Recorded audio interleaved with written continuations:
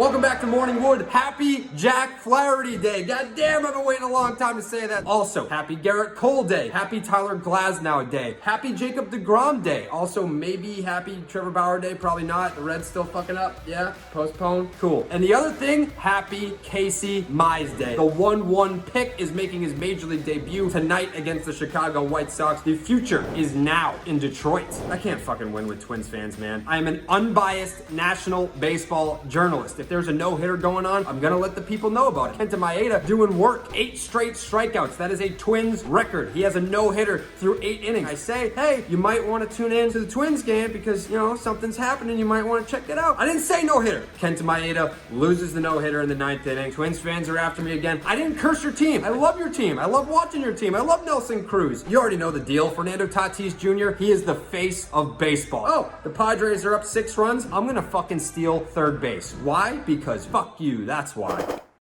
Yanks dropped a tough one last night to the Rays, but that's what happens when you go from playing a little league team like the Red Sox to a big league team like Tampa. No problem at all. The Red Sox, however, have dropped 9 straight. In those 9 games, they've given up 86 runs. That is the most runs they've given up in a 9-game span in their 120-year history. And in order to avoid the worst ERA they've ever had as a team, they've got to post a 4.2 the rest of the way. That's not happening. And less than 24 hours removed from 3-0 gate with Fernando Tatis Jr., his teammate Will Myers stepped to the plate in the first inning, bases loaded. What'd he do? Smacked the grand slam. That's what he did. Unbelievable. Chris Woodward sitting there probably like stewing. Oh, the audacity. How shameful to swing with the bases loaded and score 4 runs. How dare you, sir? Fuck that guy. Also, the Texas Rangers Twitter account after the game, they locked the replies. They said, no, you can't bully us tonight. Little did those idiots know, you can just quote tweet. And they were flooded with those. You morons.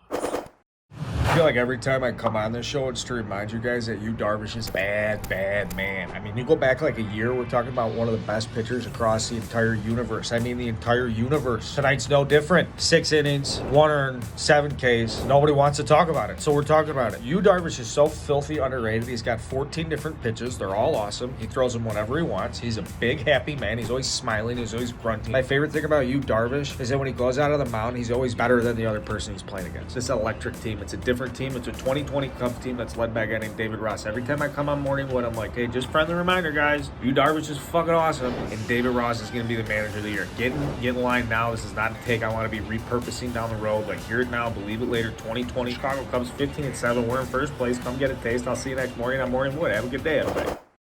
Morning. Hey, you remember that time the Boston Red Sox traded away generational talent Mookie Betts and then said no thanks to Brusdar Graterol, the guy with the 1,000-mile-an-hour fastball? Well, that was a trade that actually ended up with Kenta Maeda making his way to the Minnesota Twins. Damn near no-hit the Milwaukee Brewers. If it wasn't for Eric Sogard, #NerdPower, coming up and dunking a CNI single, Maeda would have had his dance with destiny. Just wasn't to be, though. He did rack up 12 punchies, though. 26 swing and misses, folks. I haven't seen that many swing and misses since hanging out with Hubs at the bar a couple years ago. The Twins did go on to win in a wild walk-off 4-3, and they continue to lead the AL Central.